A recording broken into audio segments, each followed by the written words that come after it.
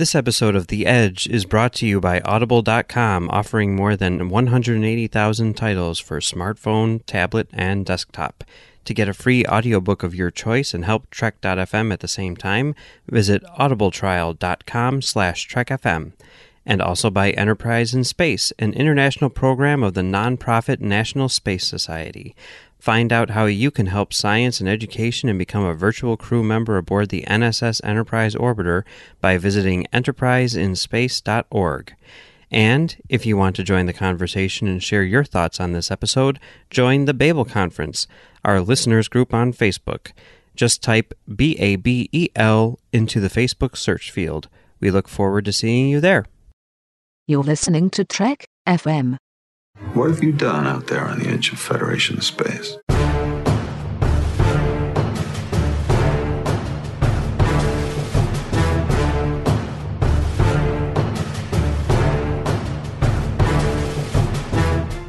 Hello and welcome to Tracks from the Edge, Trek FM show where we provide audio commentary for every episode of Star Trek, Discovery, and whatnot. I'm Mike. And I'm Max. And today we're going to be taking a look at Star Trek Discovery Season 2, Episode 13, Such Sweet Sorrow, Part 1. Mm-hmm. We are doing it. Or Part 1 of Such Sweet Sorrow. Part oh my one, God. Part like one. There's got to be a pun sweet... in there, right? Part 1 of Such Sweet Sorrow. But here's the thing. Oh, Part 1 and Part 2... They're advertising it as, the 2-part season finale. Same creative team. I think I'm right. At some point, who knows when it happened, but either in the writing or in, the editing or something, they were like, this finale is too long. We're making it 2 hours. I think that's what happened. I really do. This was intended to be one episode, and it got so long that they broke it up into 2. That's my guess. I'm not basing that on anything other than everything. But I swear to God, that's what they did. Yeah, it checks out. Yes, yeah. I agree. I agree. It doesn't matter at all, but I agree. It's probably right. Yeah. So you'll never guess where I was today. I'm not even going to try. And it's not that I couldn't guess. It's that I don't want to at all. I was at Star Wars Celebration. And I actually knew that. Yeah, I know. I got to see J.J. Abrams, and it was all cool. He was like right there. I could all right, buddy. This is a Star Trek podcast. J.J. Abrams has nothing to do with Star Trek. Oh, let's hit play what? on this episode. You know what? Just I'm just saying. And that was perfect. That was yeah. That was, and everyone's that was like a baseball reference. That would be an appropriate thing. Yeah, it was right down the center of the basketball hoop. I gotcha. And everyone's like, oh, finally a negative opinion from Max that I agree with. And you know what? What were we talking about? Oh yes. But you know who else was there? Yes, I do. Bruce from Live from the Edge. I didn't know that. Well, he was one section over, and I'm like, hey, Bruce. And, we were like talking, and then he's like, because like I was tired, like we were going to record this last night, and I texted you, and I'm like, I am exhausted. If we record this tonight, it is going to be just crap. And you're like, I said, okay. Fine, even though I'm literally always exhausted. Yeah, well, so we pushed it back to today, but even then I was like, hey, this was originally like a 2-hour thing. Why don't we just do it And then I talked to Bruce, and Bruce is like, who's in town from out of town, right? Who's on vacation. He's like, oh, tonight's really busy. I don't know what's going on, but whatever. We're going out to dinner. And then I got to record Live from the Edge. And then I've got to edit Live from the Edge. And I have to be done before 11 o'clock because I have tickets to a show. And it's like, if So Bruce essentially, it shamed you into doing this. he didn't do it intentionally, because the thing about Bruce is he's an amazing guy. You know, if you ever have a chance to hang out with Bruce, hang out with Bruce. He's hilarious. Anyway, regardless of any of this, after hearing that, I was like, you know what? I'm just being lazy. We should record Tracks from the Edge tonight. Yeah. So here we are. We are here. We could be watching the Star Wars trailer just a billion more times, God. but how many times have you watched it so far? 0 times. Okay, cool. And I look forward to doing that on a loop. All right. Well, should we get this thing rolling? Yeah, let's get this thing rolling. Okay. Oh, I'm sorry. One more thing. Last week we were talking about people who may or may not be working on the Patrick Stewart show, and to be fair, even though we were like, you know, oh man, who would fake credits on IMDb? Like the casting directors for the Picard show, there's 2 of them, and they are Dwight Eisenhower and Richard M. Nixon. So, you know, maybe IMDb not the most reliable source. However, Justin from Earl Grey pointed out that the costume designer is Christine Beaslin Clark, and she has worked on a bunch of stuff. Most notably, she was not the lead costume designer, but one of the costume designers on Tron Legacy. Okay. That's pretty cool. Yeah, that's good. I'm down with that. All right. I'm hoping for a lot of uniforms with lights. Yep. So, should we start this up? That sounds like a joke, but honestly, now that I'm thinking about it, that sounds rad. It would be pretty cool. Yeah. Yeah. All right. You ready for this? I was born ready to hit play on this episode. Okay. So we are going past the logo, which, oh, by the way, I didn't realize this, but over on Netflix, like they don't have... I was born for this. I've waited a long time. Can we just hit play? All right, let's do this. We're 8 seconds in. We're in the black right before the actual episode proper starts. Yeah. And we will start this up in 3, 2, 1, start. And there's the little thing from that short Trek. Yep. Runaway. There's yeah. Poe. Which, you know, I you know, saw some stuff online where it's like, oh, she's going to be in this episode, and I'm like, I gotta rewatch Runaway. And then like my wife and I sat down to watch this episode, and then that comes up, that first shot of her, you know, like predator hand, and I'm like, oh, I forgot to do that. Let's stop and watch that first. And I'm glad that we did. Oh, you did? You stopped and watched? Yeah, the Runaway. Okay. Yeah, it's still good. Still the best one. So that's cool. All right. So, got some time crystals. Got some Section 31 robot people. Yep. And got straight up T1000s going on. Mm-hmm. Mm-hmm. And then we've got, some people deciding that they need to blow up a ship because Section 31 is coming. Yeah, and there's all this like drama of like, we're going to blow up the ship. And like, hey guys, we've seen the actual future. And it's we still know there. The ship don't blow up. Yeah, but how do we know that the ship... I mean, I guess there's a number of things. So would this be Vulcan? I don't know if they actually say it. I'm always surprised when I see shots like this on Vulcan, because it's like, I didn't really think that they had any water. You know, like prior to this show, all you see is a bunch of like desert, and like then in an earlier episode you see some like plants. Well, I mean, they have to have plant life. It's an ecosystem. There's this moment here where he wakes up and he's like, Michael. Yeah. And in my head, it was just like, row your boat ashore? Like, what is going on? Why are we in this weird place? And why is he just saying her? It's like, come on. You don't need to have him like praying on a beach to explain like, oh, he knows something bad is going down with her. They already set that up in the first season. I don't know. Maybe they just wanted something that was visually striking, right? Yeah, something weird. Mm-hmm. But it looked cool, though, right? I don't know. Seemed kind of It looked epic. like he was sitting on a beach, and his wife was bringing over some dry ice in a bowl. Like, here's your dry ice in a bowl. I just rewatched Bad Boys the other day, and that movie is amazing. But they obviously it's a Michael Bay movie, so there's all sorts of like atmosphere, in every shot, like like when they go over to Mike Lowry's like house and it's like filled with smoke. Right. And then in that scene where they go over to Mike Lowry's house and it's filled with smoke, Martin Lawrence is like, oh man, I must have left some incense burning in here.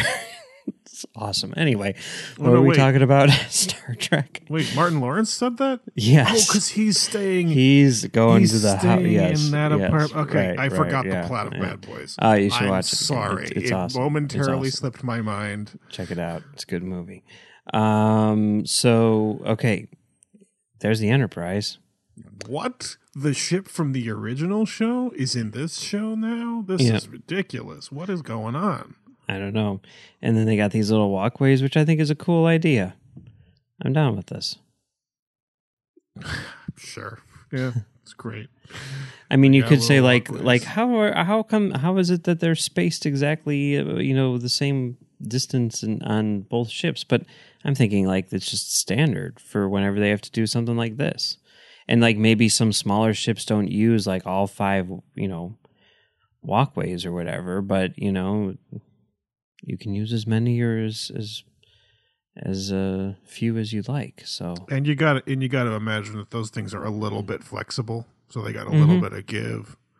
Yeah, they're not quite like the plastic tubes from ET, but they're a little bit closer to that than like a bridge between two buildings. I think it works.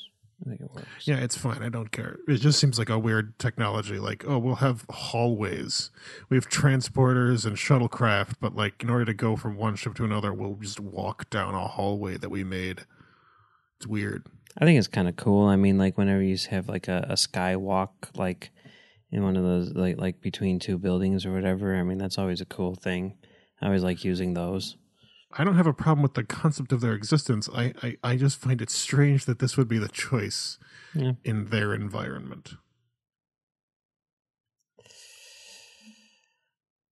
So, Michael is looking at this time crystal and wondering if maybe she should see what her future is, I guess. So, here's the thing. I'm not quite sure why this is a thing. When did they establish that, like, touching a time crystal shows you a vision of the future? Like, I think that was in the last episode, right? We saw that happen when Pike got the crystal. Uh-huh. But they did not say that, like, when you hold a time crystal, you see the future, or, like, time crystals show you the future. Like, I got the impression that wasn't, like, an effect of the place that they were in, plus the effect of the crystal. I don't know. It seems tricky to me. You don't know how much fun I had last week telling everyone that time crystals were real. What do you mean? because everyone, because like we recorded the thing and you're like, time crystals are real, and I'm like, if you say so. And then we looked it up on Wikipedia and everything like that. So then like the next morning I'm like in all the usual places with people talking about the episode, and they're like, time crystals, what a dumb name. It is a dumb name. I mean, like, I don't disagree with them. It is a dumb name. Yeah. Like, if when you look at what they actually are, you're like, oh, I mean, calling them a time crystal is fine. That's fine. But like using them in this context as like magical artifacts. Well, but I mean, they're not Horcruxes. They don't have special properties that allow you to do things outside of time. They're more like crystals through time. They're not crystals of time, because you can't crystallize time, guys. But just the idea that every time someone said that, I was able to say like, but you know what? That they're real. It's a real thing. And then they'd be like, what? And then anyway. So here we are in the Enterprise. I loved how like busy it was because the Enterprise was always busy. They could really afford extras back in the 60s, you know? But now here, oh boy, here's the bridge. And let me say something about this bridge. Let's hear some things about this bridge. This, to me, is exactly how you're supposed to update a bridge that was designed originally in the 60s in this same continuity. This is how you do it. This is exactly how you do it. Am I right? Okay. I mean, I'm sorry, but this is it. This is what you do. This is the thing. And I mean, like, we were just talking about how awesome J.J. Abrams and his movies are. You were saying that. I want to make that clear. I want on the record that I never said anything but remotely similar to that. I firmly believe that Star Trek 09 is the best Star Trek anything ever. You can firmly believe a lot of wrong things. And, I enjoy how that movie looks and I enjoy how the bridge looks. But if I were designing an Enterprise bridge today and it was supposed to take place in the same continuity and all that stuff, this is exactly how it would look. Although maybe the view screen would be in whatever it was, 1:66 to 1 or whatever, just for the sake of aspect ratios. Aspect ratio continuity? Yeah, But yeah, this is perfect to me. So... Yeah, I don't care. I don't care very hard. This particular thing. Like, I spend a lot of effort trying to justify a lot of the technological, stylistic inconsistencies, and I try to justify like different actors playing the same roles in my head. And it's exhausting. So you draw the line at set decoration? No, actually, set decoration is no big deal. Like, I think that it's actually pretty easy to justify, like, a change in the design of an environment because people redecorate, styles change, trends take over. The iPhone dominated the interface like within a year. But I mean, you could say that like even technologically, there's a lot more like gadgets and video screens and stuff here than there were in the original series. But whatever. I mean, this to me, it's like, and in addition to it being like a perfect update, like I think it looks really cool. I also like this little like toggling thing that's going on here with her vision. And I think that's a pretty interesting effect. So yeah. I find it weird that she's like seeing things from the other bridge, and it's like, why are we doing this? I don't like this visions of the future nonsense. So I'm assuming that, based on the rules that they've established, like this, I mean... Whoa, they've established rules? it would seem like this is supposed to be... They would write those down. This is supposed to be like not a possible future, but a definitive future. But maybe not because she didn't take the crystal somewhere. I mean, obviously it's not because all these people die. She didn't take the crystal across the Great Seal, so okay, like she can still turn back. Yeah. It's all good. I mean, like we know that this isn't the case because we know that Philippa Georgiou is going to be on Section 31. Spoilers. Yeah, that's the main reason we know that this isn't going to happen. Yeah, that's the primary thing. Yeah. Anyway. Maybe she's a T-1000 at that point. Who knows? Could be. Maybe instead of stopping Leland, they just like join Control, and from within Control, they're like, "Hey, Control, maybe you should be cool." And Control is finally like, "You're right. I've made some mistakes. I need to make amends. I'm going to send out an apology tweet, and hopefully the people will accept it."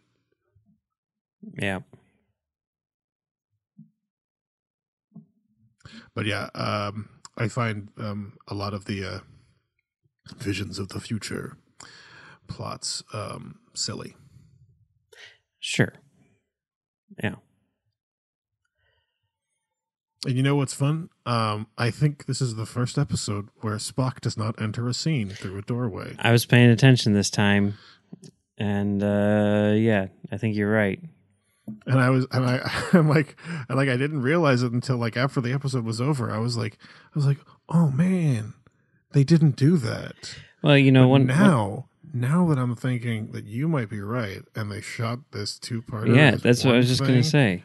It's going to happen in the next episode. Right, yeah. Because, I mean, like, one of the things that I've seen a lot of people complain about is, like, this isn't really an episode. Like, there's nothing really happens here. Which, I mean, like, I don't necessarily agree with that. Like, I think that there's a lot more happening here than there was in, like, episode 14 of season 1. Like, that was really an episode where people were just sitting around talking to each other about what's going to happen next. But I don't really see that happening here so much. But, I mean, I think it's one of those things like the finale of Battlestar Galactica where, they broke off that first hour and, like Ron Moore is on record. Ron Moore complained about it a lot Yeah. at the time and then years later and still today probably is complaining about it. Yeah. Mrs. Ron is like, hey, buddy, it's been a long time. Yeah, I don't think he'd really complain about it too much anymore because they did re-edit it together into one 3-hour thing. So whatever. Yeah, they just screwed it up that on the most critical point. Yeah, but it's okay. So be interesting to see who's not in these credits next year because I kind of think that some people have moved on. Like James Duff, he's on the Picard show, and I'm gonna once again say that I love the name Picard show, and I really hope that that's what they end up calling it. But I've heard some alternate suggestions, and some of them are also pretty great. Like what? Well, I saw a tweet that there's another Star Trek podcast that has suggested. I don't want to get it wrong. Let's get Picarded in here. I don't get it. Oh my god. Oh, I get it. Okay. All right. It's a terrible joke. Yeah. But I really love how stupid that is. Yep. So anyway, moving on. They're going to make a new suit.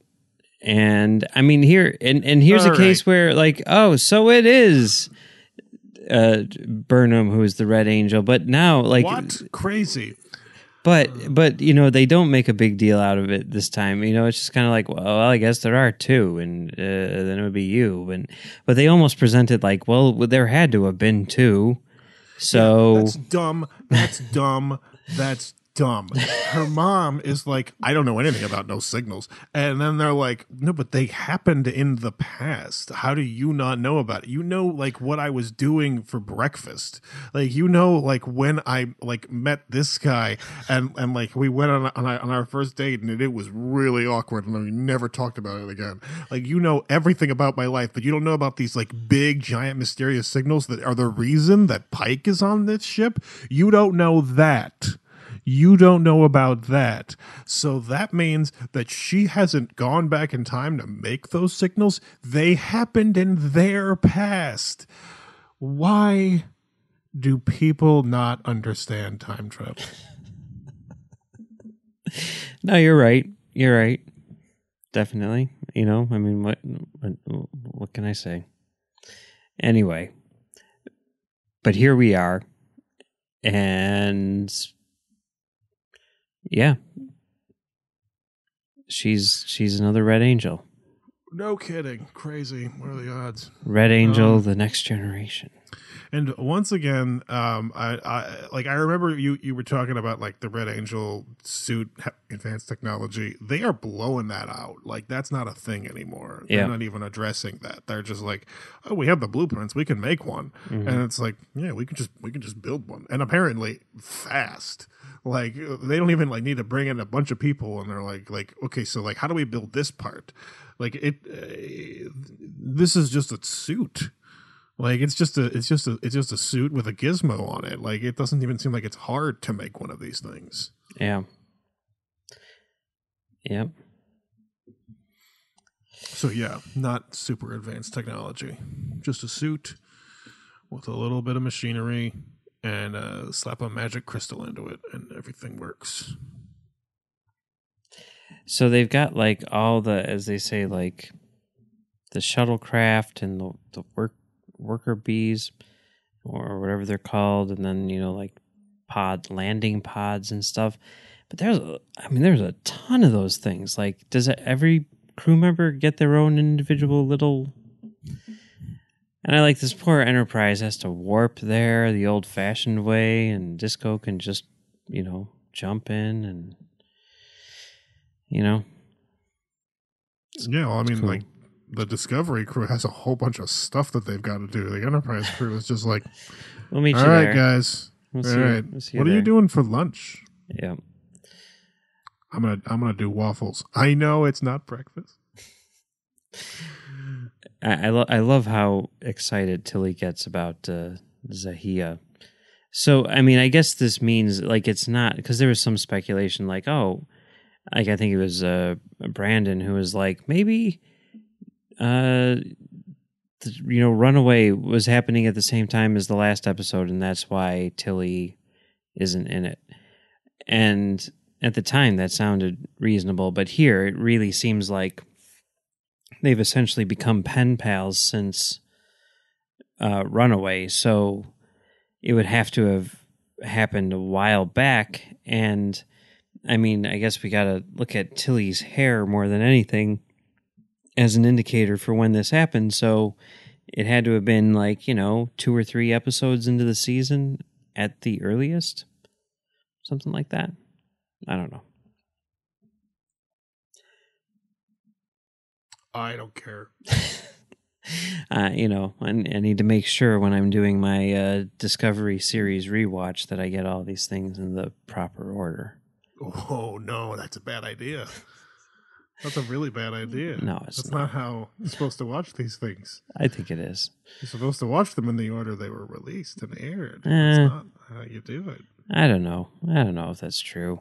No, it is. No, I'm in the process of because Avengers Endgame is coming out, so everyone's doing their rewatches, and I'm like, I want to do something a little weird this time. So my wife was like, we should watch all the movies again. And I was like, yeah, that's a good idea.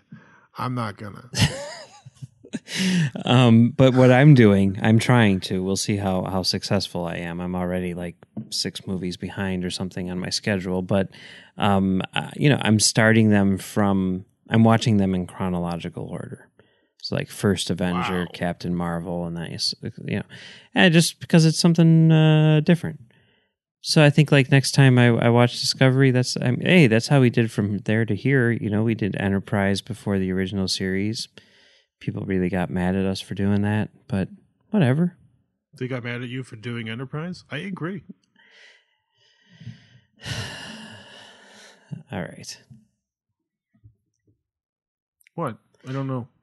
So I really thought that they were going to get Stamets and Culber back together in this scene when they first see each other, but yeah, it seems like there's a lot of moments where like they're about to like say, hey, you want to like get lunch or something? And the other one's like, before you reject me, I'm gonna preemptively say something that distances us. And it's a bummer. Yeah. But boy, when they talked about like their love is greater than the cosmos or whatever it was, and this is like an epic love story and everything. I really didn't think that in season 2 they were going to spend the entire season like broken up. That's not what I was expecting. Anyway, so here's Poe. She's cool. She likes ice cream. She likes ice cream in a cartoonish way. She is, I mean, like, I thought, like, Troy and the chocolate was silly, and Poe is on a whole other level. It works for me. Like, she gets there, and she's got the ice cream, and she's like, oh, man, I've been working on ice cream, and I couldn't nail it. Like, how did you do this? And it's like, guys, ice cream is not that complicated. Well, it is when you don't have, like, cows, right? I mean, she can do anything with matter. She's like turning crystals like into gas and then turning them back into crystals. Like, she's a genius, and she can't nail down ice cream. I don't know. I could see it being problematic, but maybe, I make a bomb soy milk ice cream, and it is delicious. I use green tea. It's fantastic. Yeah, but if you don't have soy milk, then that can be... Go with almond. Coconut, cashew. I'm just saying that... I'm saying that it's not that hard, and I can't recrystallize dilithium. I'm just saying that maybe you could if you had some dilithium. You know what I mean? Okay. All right. All right. So Tig Notaro's back. That's cool. Yep. She's good in this. She's always fun. And so is Philippa Giorgio. The more they've done with her this season, the more comedic it's been, the more I hope that Section 31 is a comedy show. Because why not? Right? Well, if you play Section 31 like straight, like if you play it straight, it's really just it's really just a spy show. Like, yeah. It's actually kind of a by the numbers boring spy show. Like, you end up with something like worse than Alias, because it doesn't have that nonsensical mystery that like you hope goes somewhere but doesn't. Like, it's not even going to have that. It's you going to don't know just what be it's like, going to have. No, because it's Star Trek. It's everything. Every episode's got something crazy in it. So like, there's no way to like say like, oh, this mysterious thing. It's like, hey, everything's mysterious. They're in space. Like, everything that's going on is full of mysteries and unanswered questions. Like, the reason I don't care what happened between like Burnham and Spock when they were kids is because there's more interesting things happening in every episode. So you can't really get away with that kind of like mystery box logic in a Star Trek show. So it has to be played for something other than like just on the level Section 31 antics. It has to be Section 31 hijinks. Well, I would be okay with that. I don't know what they're planning, but you got to figure it's going to be something weird and cool, especially if that's going to be the Star Trek show on, I mean, if it is replacing Discovery, which it seems to make sense that it is. I don't know. To me, it seems like there are different like we've heard like the goal of having Star Trek year round, mm-hmm. And to me that implies that like they're not looking to end anything. No, because they did say they were like, "Oh wow, you're going to have like 20 shows on the air," and they were like, "Well, I think you should consider some of these to be not additions but replacements." Yes, I don't think that they're going to have 20 shows on the air. I think that they would probably have 5. I don't know. I mean, 5 is a lot. 5 is a lot. I would say 5 is a lot. 3. But it seems like that's what they're going for, because they want to have Star Trek year round. And if they're not doing, 26 episode seasons, like they're going to have to spread it out somehow. It'll be 4. It'll be Lower Decks, Discovery, leading into Section 31. It'll be Picard show, and then it'll be the cartoon on Nickelodeon, the kids show. And then, are we counting the Nickelodeon series as being can. part of this equation? I thought the CBS All Access goal was Star Trek year round. Yeah, no, that's true. Yeah. But, I mean, then what? You've got Starfleet Academy. Oh, my God. Is that still happening? Well, nobody really knows, but I think so. I hope not. I really do hope so. Oh, man. So, I don't know. The worst thing is it could take place in California because it'll be in San Francisco. So they could use that same song from the OC. Yeah. Oh, man.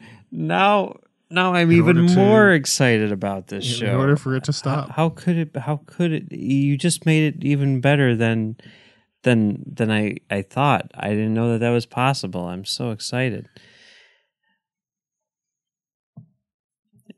So here we have them creating a device which will charge up this time crystal, right? This is the dumbest thing that this show has done so far.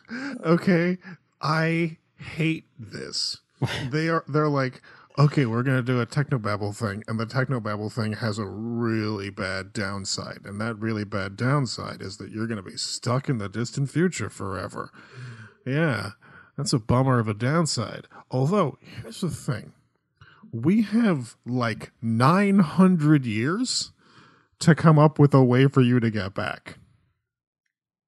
We have 900 years. I guess that's true. To come up with a plan to get you back. Yeah, I guess that's true. Oh no, Michael, you're going to be trapped in the future. 900 years in the future. Maybe we should tell anyone that they have 900 years to come up with a way to get you back. Everyone on this show, in this part of this episode, is behaving like Marty McFly. They are so dumb about this. It is beyond infuriating. I guess I wasn't that mad about it, but I didn't really think about it. I am laughing about it because I know that this is a relatively common state for me. But this really upsets me. Okay, well, that's fair, But then again, I mean, Back to the Future never bothered me until you started pointing. Ruined it. You didn't ruin it. It's still one of the best movies ever made. Man, okay, I got work to do. It's like one of the best movies ever made, but it's got some crappy time travel. But but everything else about it is so good that it doesn't matter, right? No, I need to destroy it. I mean, like that thing. I mean, when you say it, yes, it makes total sense. And sometimes I think about that stuff, and sometimes I don't.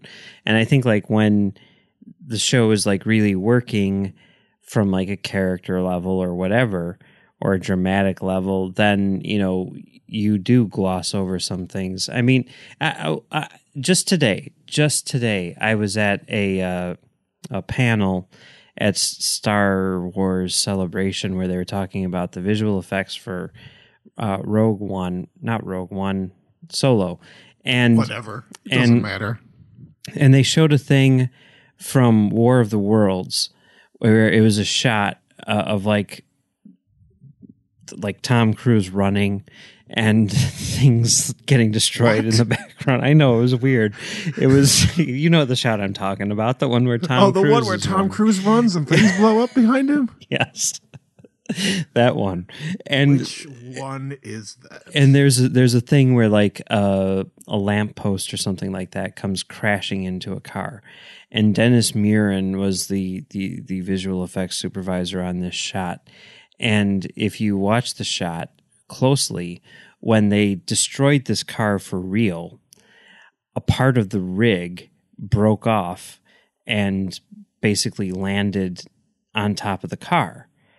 And it was clearly visible. But in the shot, they didn't remove that piece of debris. They kept it on there because nobody would ever be paying attention. No one would ever see it. And it works. And the whole point that they were making is like, you need to look at the big picture, and sometimes you need to move on to other things, and things like this don't matter. I got it. What you're saying is that when it doesn't work, it's my fault.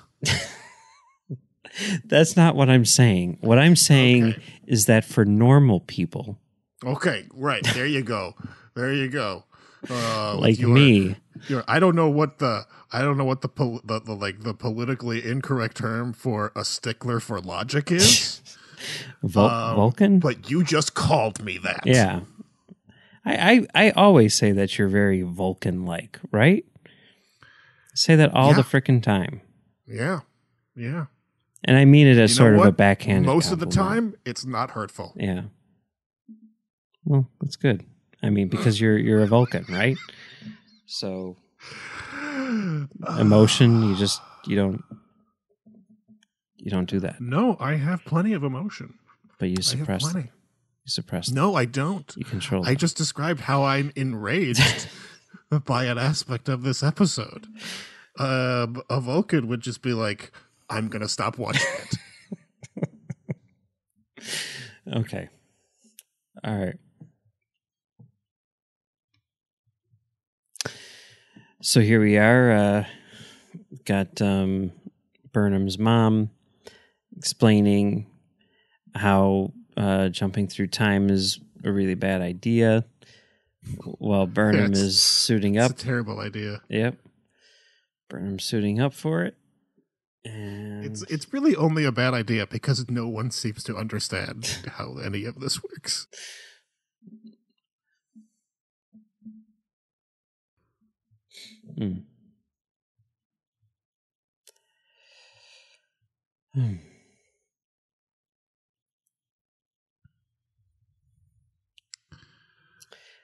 All right. Polyphobic metamaterial. It's a nice technobabble that basically says, oh yeah, it's a very safe suit. Protects you from a lot of things that should kill you. Yep. Here, Tilly and Burnham are saying goodbye. Mm-hmm. But Tilly's the not. one that enters the scene through a doorway. Yeah. Well, a Pike does in another scene too. So yeah. So that's cool.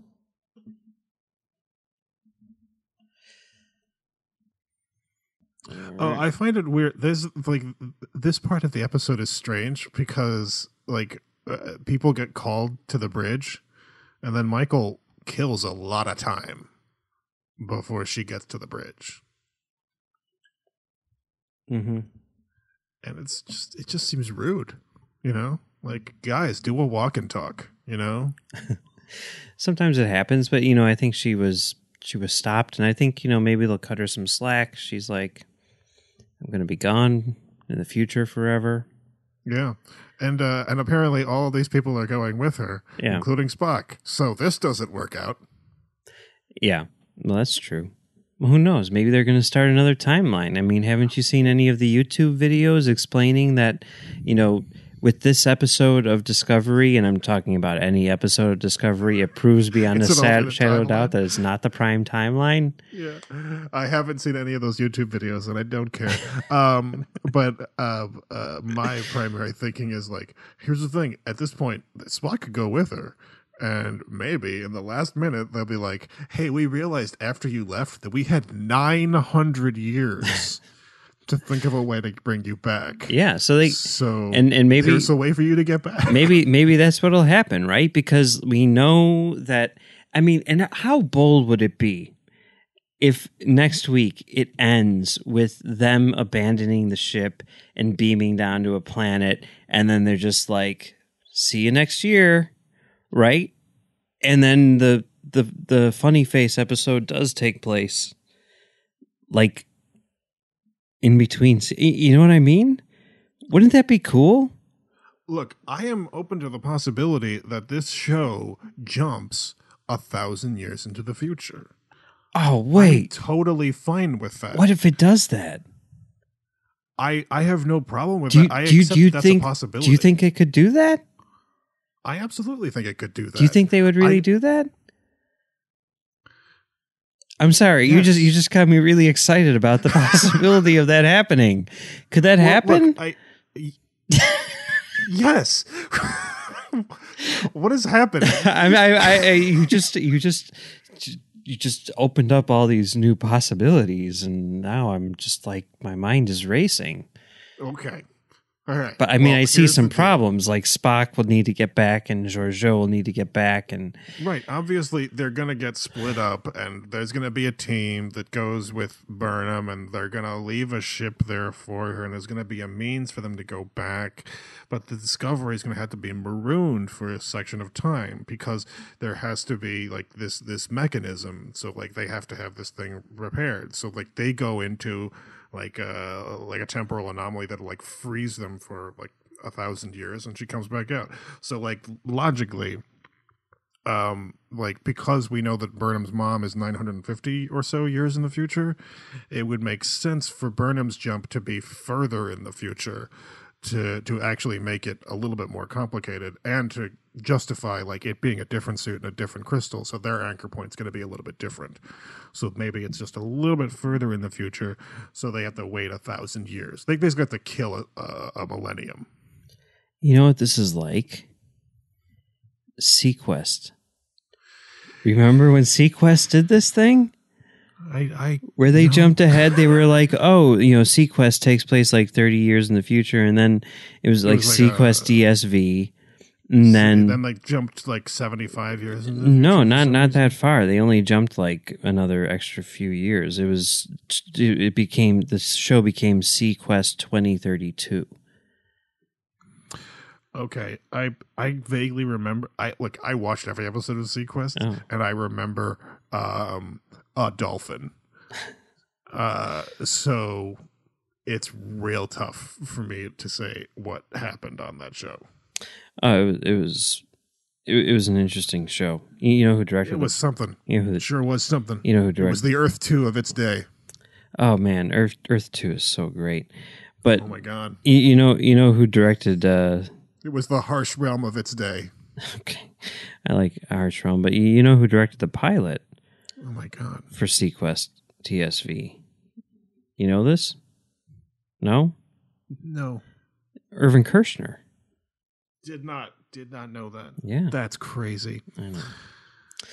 Anyway, Star Trek Discovery. Oh look, it's the Enterprise. Look at how screen specific we are. We're nailing it. We are crushing this form. It's been a long day, guys. Guys, it has not been that long of a day for me. I am just literally always exhausted because I can't just enjoy things like regular people. Yeah, you can't even enjoy the Star Wars trailer, you know? It's not that I can't enjoy it. It's that I know I'm not going to.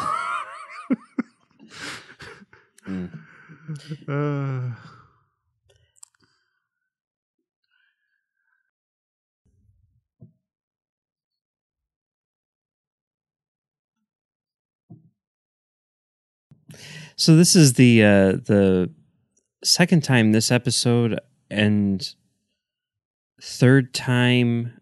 Well, I don't know. Okay, so this seems to be like a thing. Like, let's enumerate the number of times that this thing that you're about to say has occurred. So like there is the thing that happens where Saru is about to die, and like everyone on the bridge like stands up.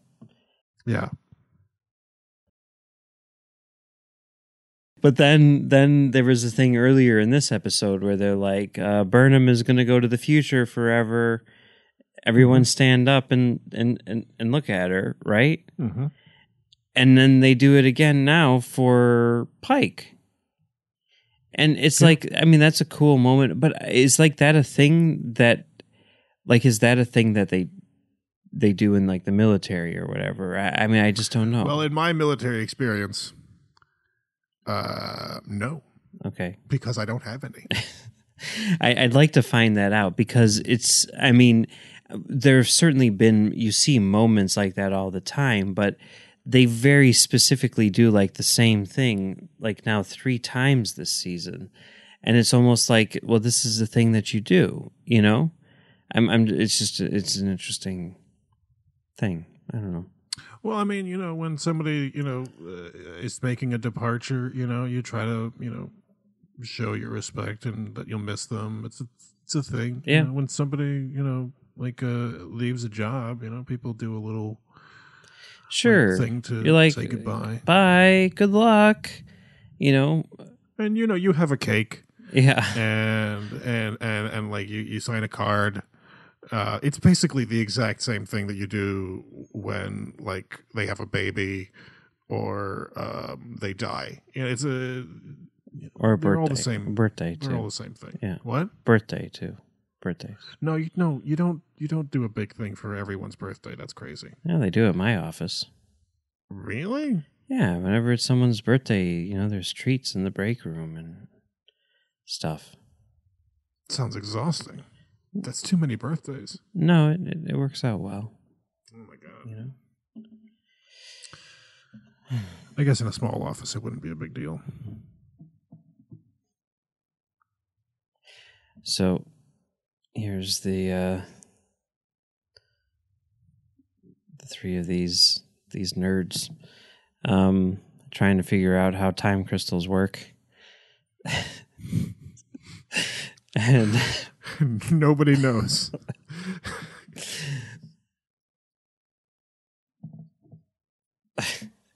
I do like Tilly getting a little flustered here where they're like, this doesn't work, and she's like, I know, that's why you're here, but or maybe that was another scene, I don't know.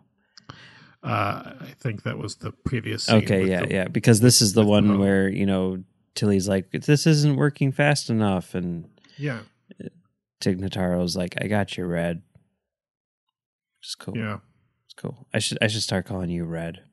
Don't do that. Why not? See, I should have just established that early on, Yeah, that's a good idea. Like when we were working together and you'd be like, can you help me move a print? I'd be like, I got you, Red. Yeah.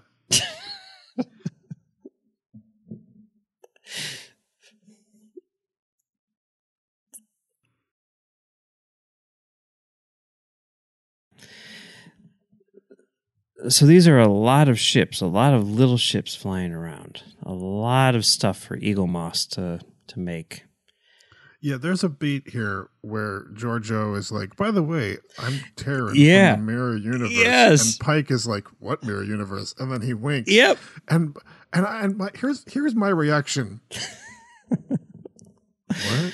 Yeah, I know, right? Because it's like, wait a minute, that doesn't make sense, and but the way that it's played, it doesn't make sense, but it also does not matter. No. But see, I think that's kind of what I like because, like, Giorgio isn't like, by the way, I'm from the Mirror Universe. It's like he's leaving, and she's like, I'm going to mess with him by saying something which will blow his mind, and then he's like, what?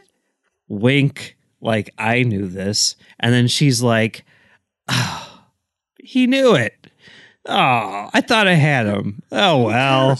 It's just a weird thing, and maybe it'll tie into something. I don't know, but I love it because it's weird. All right. Anyway, should we wrap this up? Absolutely.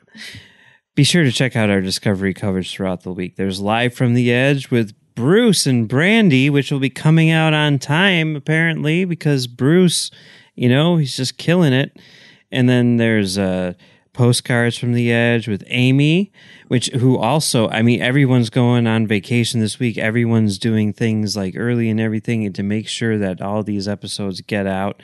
And then, there's the main show with Patrick, and then there's Notes from the Edge with Chris, and then there's Tracks from the Edge with us. You'll find all of them in the main feed for The Edge and in the Trek.fm master feed.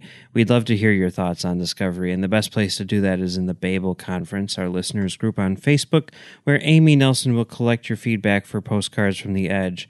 You can also find us on Twitter at Trek.fm or send us an email using the contact form on our website at Trek.fm/contact. Choose to send to a show and choose The Edge. All right. We'd also like to thank our associate producers, Norman C. Lau, Tony Robinson, Thomas Puleo, Lisa Slack, Shoab Mirza, Richard Rutledge, James Muldrow, Cornelia Reutner, Ryan Malett, and Brian Maloche. Thank you very much, everybody. If you'd like to help us keep all of our shows going and even become an associate producer, visit patreon.com/trekfm for all the details. Hey, something that we don't usually say, but we should probably say is, like, we do have our own podcast on our own podcast network. It's called Film Damage. It's on filmdamagepod.com. We do audio commentaries for things like Star Wars, The Last Jedi. We talk about film projection and just other random things. And we haven't been doing it much lately because we've been doing this show and there's only so many hours in the week and everything like that. But head on over to filmdamagepod.com and check it out if you want to hear us talk about some things. Yeah, talk about like spoilers for Solo and how I'm not going to watch Solo. Yeah. That kind of thing. Yeah. So, that's pretty much it. I don't have an Edge pun this week. Do you have an Edge pun? I can come up with one. Hold on a second. All right. What We Left Behind is coming to theaters. Yeah. Which is pretty exciting. So you should get your tickets now. They pay for the whole seat, but you'll only need the edge.